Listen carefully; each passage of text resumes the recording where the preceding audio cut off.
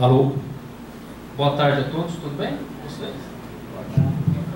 Então, deixa eu me acostumar aqui com o equipamento. Antes de mais nada, eu faço doutorado lá na PUC em Direito Minerário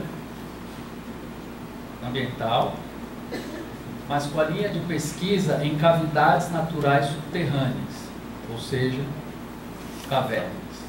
Então eu trouxe aqui um livro para sortear para vocês, justamente sobre as cavernas do Brasil.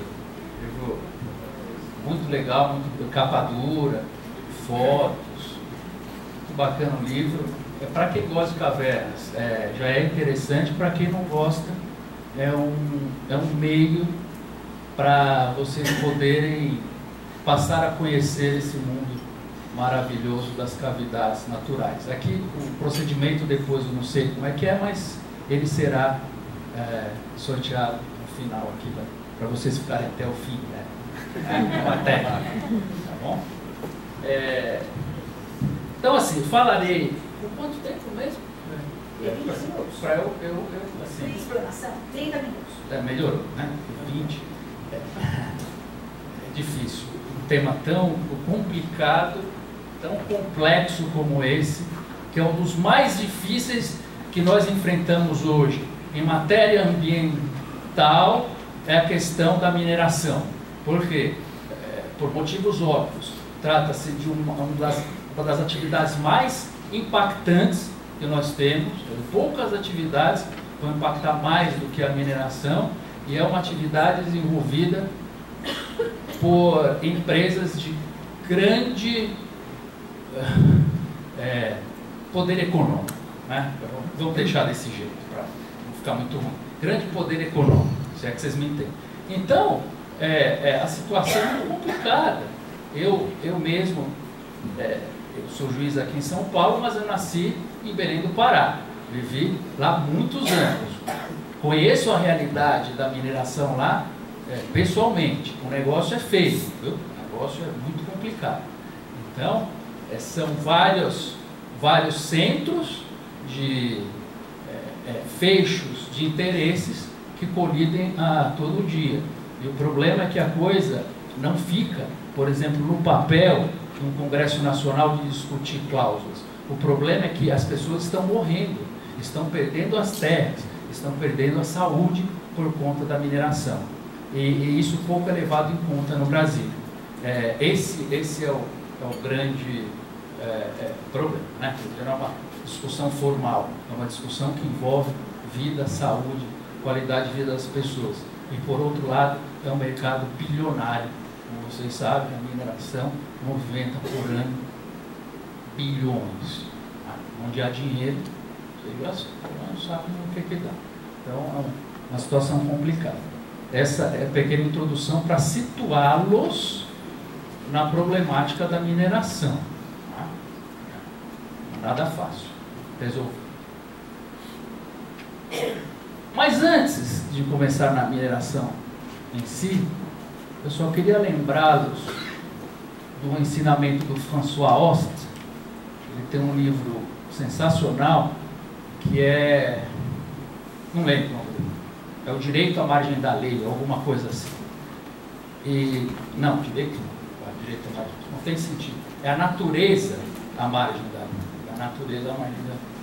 E ele fala o seguinte: primeira coisa, nós estamos vivendo hoje numa crise ambiental. Tá? Mas professor, isso é óbvio.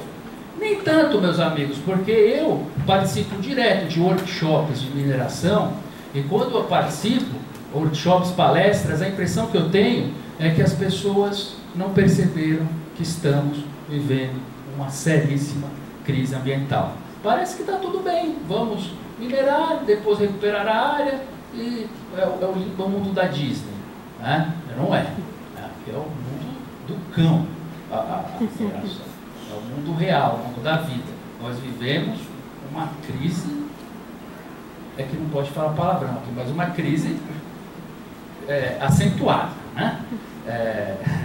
Ambiental. E aí ele vai falar o quê?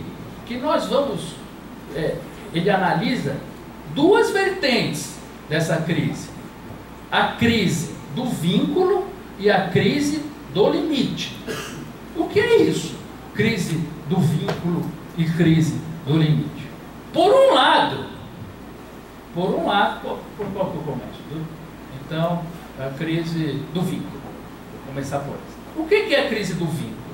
Crise do vínculo é aquela crise na qual um determinado pensamento esquece que nós estamos, de uma certa forma, vinculados à natureza. Tá? Nós estamos inseridos na natureza. Como que nós vamos viver um mundo artificial? Para muitos, esse é o projeto de vida da humanidade. Você vai comer, é uma pílula. Você vai se divertir, é uma tela. Você vai não sei o quê, quer dizer, você vai se divertir com um animal, como eu vi lá no Japão, é um cachorrinho robô. Você não tem mais natureza. O ser humano afasta a natureza dele. Basta ver, eu dou aula de direito urbanístico na especialização, basta ver as cidades, né? Cadê? Quer dizer, o homem afasta a natureza.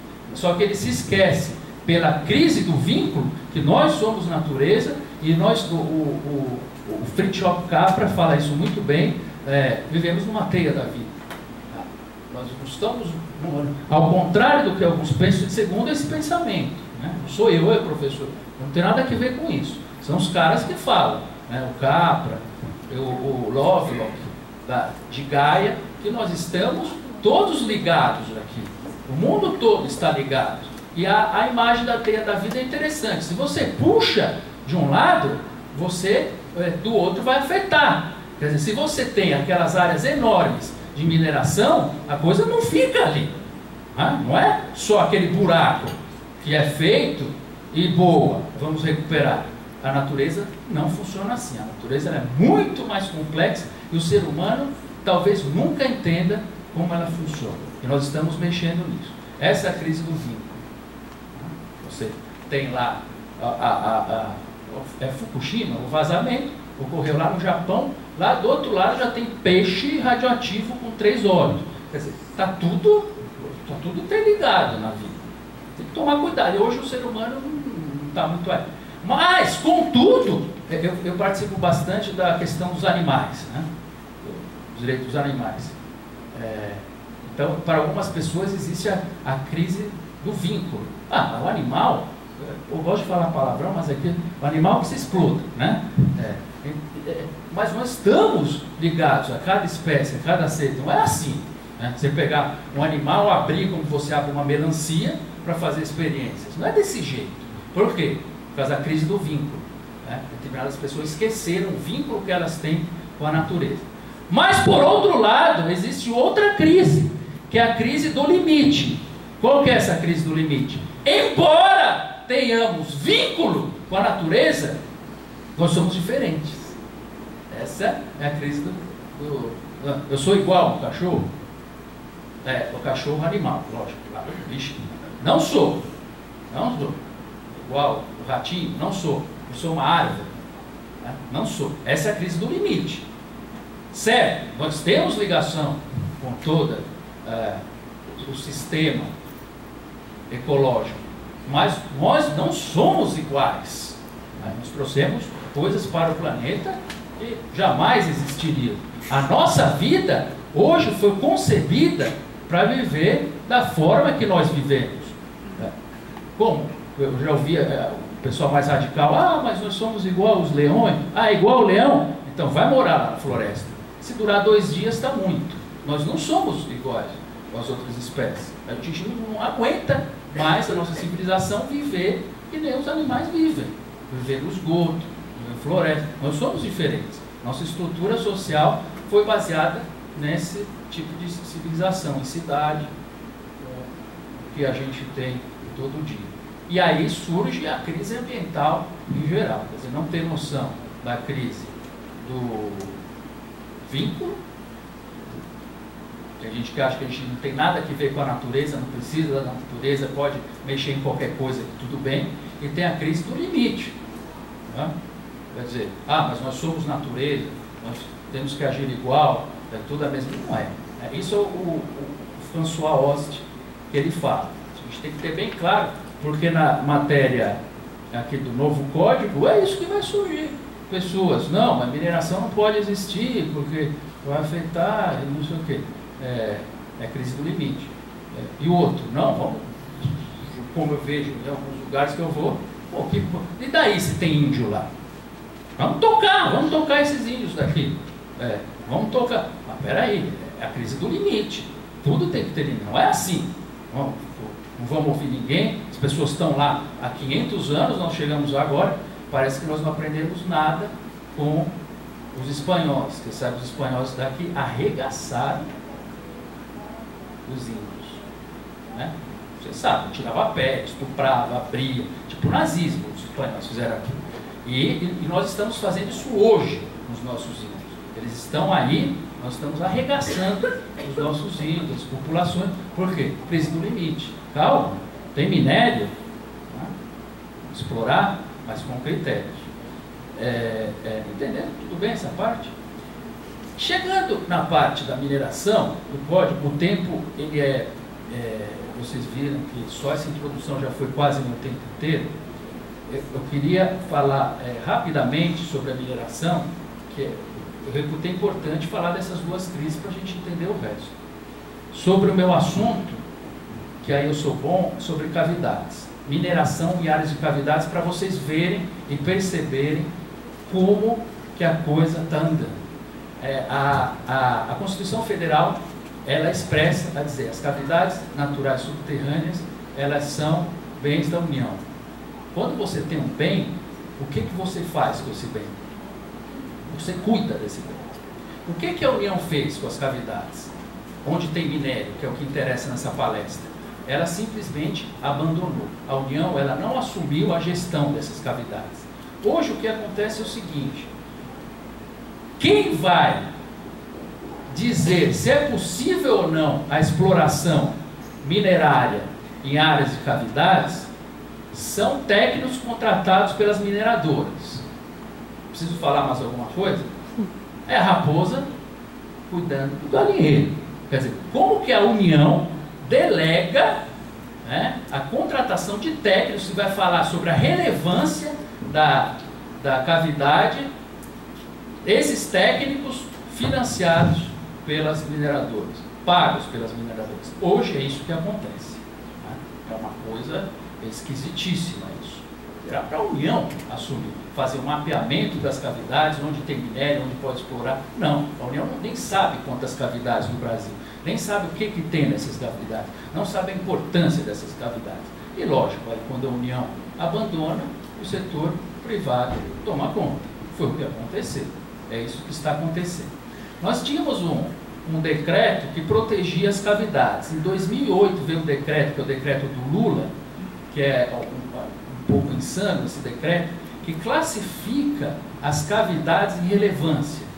Lá 4, relevância máxima, intermediária, mínima, a máxima você não pode explorar, a mínima com alguns critérios, a relevância média com alguns critérios, a mínima pode explorar. Só que esse critério não leva em consideração o dinamismo da natureza. Né? O que é esse critério? Fundado em quê? E o pior, quem dá o parecer sobre esse critério, vocês sabem quem é? Os técnicos contratados pelas mineradoras. Tem lá nióbio. Engraçado, sempre é o critério de baixa relevância. Coincidência? Então veja, o caberia aqui com relação a essa atividade no Código de Mineração a União retomar para si a responsabilidade, porque ela é bem da União, ela que tem que tomar cuidado e não a raposa, ela que tem que tomar cuidado da mineração. Hoje as cavidades naturais, elas trazem riquezas que as pessoas sequer imaginam. Através dela, nós podemos descobrir, por exemplo, a origem do homem nas Américas. Já há estudos de restos, esqueletos, da movimentação da humanidade nas cavernas, porque pela própria característica, é um lugar que ainda conseguiu se manter preservado. Né? Porque onde o homem vai, ele detona. Os oceanos hoje, todo mundo sabe, desertificou. O oceano, com acidez, é um deserto. O mundo está virando um deserto. As cavernas hoje é um dos últimos lugares preservados do mundo, onde você pode ver a evolução das espécies, a origem do ser humano, tem dados riquíssimos, tem ao contrário do que se pensa, que caverna é só minério, caverna é biodiversidade. Tem uma biodiversidade nas cavernas riquíssimas, e pela Convenção Internacional da Biodiversidade de 92, que o Brasil é signatário, a biodiversidade ela tem valor intrínseco. Quer dizer, eu não preciso comprovar que aquilo é útil para o homem, tem valor em si mesmo. E muitas vezes que eu participo de palestras sobre mineração, o que acontece? As pessoas, muitas delas, elas só conseguem ver nelas dinheiro. Nós daqui a 80 anos viraremos pó. Essas cavernas destruídas, elas se transformarão em bens de consumo que jogaremos fora, e as cavernas, se elas forem preservadas, elas vão ficar aí para as presentes e futuras gerações. Mas nós temos que ver, afinal, os valores que vamos colocar na nossa decisão política de regulamentação da mineração. O que a gente quer para o nosso mundo? Um mundo feito de aço, concreto, lixo, plástico retorcido, ou um mundo com a biodiversidade, que essa é a maior riqueza que nós podemos ter. Esse é o conflito que tem aqui. Quer dizer, um grupo se apropriou do mundo, falando que esse minério é necessário. Eu fiz uma pesquisa profunda sobre essa atividade minerária, que o resultado dela a gente não vê no Brasil. Um dos estados mais ricos do mundo em minério, no qual eu morei 10 anos, é o estado do Pará. É um dos estados mais miseráveis do mundo. Mais miseráveis do mundo. Agora lá na Bahia estão construindo já destruíram 3 cavernas riquíssimas por conta daquela estrada de ferro na Bahia, esqueci. Isso não importa. Então vejam, o que mais falta aqui no Código de Mineração? Eu já debati muito isso. Por exemplo, áreas livres de mineração. Isso não tem, pessoal. Pelo contrário, tem um projeto que fala mineração em área de conservação, em unidade de conservação. Bom, às vezes eu falo, o que eu estou fazendo no direito? Não tenho essa dúvida. Porque seguro o palavrão, se a unidade é de conservação, como que eu vou autorizar a mineração? Quer dizer, a gente está brincando aqui com o direito. A gente está brincando com o direito. O direito é para servir o poder, né? Ou o poder nos servir. Pelo menos na minha área, eu vejo uma inversão total. A desrespeito às comunidades que moram lá, a desrespeito aos índios, a desrespeito aos brasileiros, a desrespeito ao macaquinho que mora lá. Ah, mas foda-se o macaquinho. Porque nós não somos o macaquinho que está lá. Né? Porque se nós fôssemos, aí eu ia falar, não, eu quero ser ouvido aqui também. Né? Porque a gente não está lá vivendo. As comunidades que é trem de mineração dia e noite passando, as pessoas não conseguem dormir. Isso é desenvolvimento? Isso é crescimento? Para onde está indo esse minério? E o dinheiro desse minério está indo para onde? Ninguém vai me responder. Já fiz essas perguntas para os mineradores. Eu já fiz. Nunca recebi uma resposta. Para finalizar, eu teria aqui, pessoal, já terminou, né? Eu só vou falar só mais uma coisa. Então, qual que é o código? Tentando fazer um link aqui para o nosso tema, para não viajar muito. Se há um código, eu já participei assim de palestra, posso levantar aqui? Pode. Eu não aguento. Pessoal, se isso é um código de mineração, a gente, não sei se tem alguém fora da área do direito. Qual a definição de código? Para ser um código, você tem que regular toda a matéria em relação à questão. Eu fui no workshop de mineração, falaram o seguinte, não, mas as comunidades, se a gente for ouvir as comunidades, a gente não vai conseguir explorar minério nunca. Se a gente for consultar a ONG, a gente não vai... Mas quem que é o Geisel, o presidente? É lógico que precisa ouvir as pessoas afetadas. Senão vira uma ditadura. Se você vai lá e arregaça todo mundo, que Estado democrático é esse? Mas é isso que eu ouvi em workshop. Pô, tem que ouvir as pessoas que estão morando lá. É isso mesmo. Né? Porque se você morasse lá, você ia querer. Falta um exercício de empatia, se colocar no lugar do outro. Né? De quem está lá se dando mal na vida. Né? Então, o que precisa? O que nós precisamos aqui? Se é código, nós precisamos regular direito a essa mineração. Como que você vai regular? Áreas livres de mineração. Ó, aqui não pode, tem uma aldeia de 500 mil anos. Ah, mas tem minério. Se dane que você tem. O pessoal está morando, fica lá o minério. Hã? Nossa vida vai ser pior ou melhor? Porque no meio, em 500 anos de exploração mineral, nós somos um dos piores países de qualidade de vida do mundo. Já se provou que a mineração não desenvolve nada. Já está provado. Ou alguém acha legal viver aqui? Vamos se achar, meu amigo. Então, vamos para Mônaco.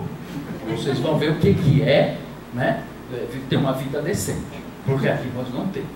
Nós não temos. E se temos, nós somos 1% da população. E o resto? Se dane o resto? E a Cefem? A Cefem está indo para onde? Que era para desenvolver. A Cefem, todos sabem, a contribuição pela exploração da mineração. Cefem. Então, acabou. Pessoal, vamos marcar outra, né? Que me dê um pouco mais espaço, porque o assunto, mas vocês já viram que a situação é complicada. Eventualmente, né, não conheço o senhor, vai defender a mineração, eu já participei, normal. Né? Isso aí é um serviço de dialética, cada um defendendo os seus interesses e tal. Isso é perfeitamente normal. Na outra que eu participei, eu levei um furo do advogado da mineradora, mas faz parte. Né? Faz parte. Mas isso que eu queria esclarecer, que a situação não é tão fácil, é difícil. Você recuperar uma área degradada pela mineração é impossível. Porque todo o ecossistema, toda a biodiversidade que estava lá, se você detonar, como que você vai colocar de volta aqui? Nunca mais. Se tem um fungo, se tem alguma coisa ali que não tem mais nenhum outro lugar do planeta, o que acontece? Você vai recuperar isso? Vai? Você vai colocar encher de água num laguinho, uns banquinhos, olha que legal, nós recuperamos, agora a população tem um laguinho, aqui umas cadeirinhas para sentar e passar a tarde. É isso que eu vi de recuperação. Eu participei eu fui não vou mencionar nomes, mas eu participei de uma reunião na sede da mineradora, que era assim, conforme eu falei, quem faz a classificação de relevância é a própria mineradora. Aí eles explicaram para mim assim, olha, você pode mexer, máxima, você pode ir para média, mínima, ou conforme as descobertas ali, ou ao contrário, mínima para máxima. Eu falei, então, por exemplo, é assim, tem uma mínima e vai para máxima, não pode explorar. Aí o técnico da mineradora explicou, é isso. E se for para máximo ou for para mínima, aí você pode detonar a caverna e explorar. É isso. Aí eu falei, não, mas então você está me falando que a coisa é dinâmica. É dinâmica. Então, hoje é mínima, amanhã pode ser máxima. Pode ser máxima. E se vocês, então, é mínima, pode destruir, destruíram. E se no futuro for máxima, pode levar para máxima? Pode, mas ele já destruiu a cavidade. Vocês entenderam o raciocínio? Então, minha tese justamente é essa, para nós podermos rever os critérios, inclusive pegando no código de mineração, para nós fazermos um código de verdade. Esse código é um arremedo do código. E esse código é tão ruim, né? Não sei se o senhor vai falar pelas mineradoras, mas nem as mineradoras gostaram. Né? Nem é tão... Porque, assim, o código pode ser mais ou menos, agrada um setor. O pessoal da mineração falou, Rafael, é horrível, delega tudo para o Estado, dá uma insegurança ferrada, nós não sabemos, vem uma tal de uma licitação, não tem mais prioridade. Quer dizer, nem minerador, ninguém gostou desse código. Ninguém. Nem mineradora, nem o pessoal do meio ambiente. Então, o que seria o certo? Vamos rasgar vamos fazer um projeto, nós aqui, vamos, mineradoras e tal, porque isso aqui não tem muito. É que nem o Código Florestal, é para revogar tudo e fazer outro. Não tem nada que se aproveite. Esse código, eu não vou falar muito, porque aumenta a alíquota. Assim, vai fazer um novo código, é só fazer uma emenda lá. Não precisa fazer um novo código para aumentar a alíquota da CEFEM, é isso, né? Aumentou a alíquota da CEFEM, que institui licitação e não sei o que. Isso aí não tem muito interesse para o Brasil. Tudo bem. Ô, pessoal, obrigado.